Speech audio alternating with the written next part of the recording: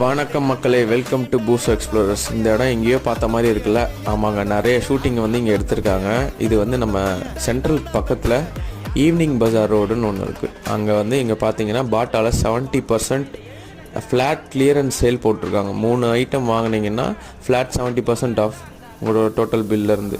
So நீங்களே பார்த்துட்ருப்பீங்க, collections எல்லாம் வந்து செம்மையாக இருக்குது. அதாவது north star, hush puppies, so லேடிஸ்க்கு எல்லாமே செம்ம கலெக்ஷன்.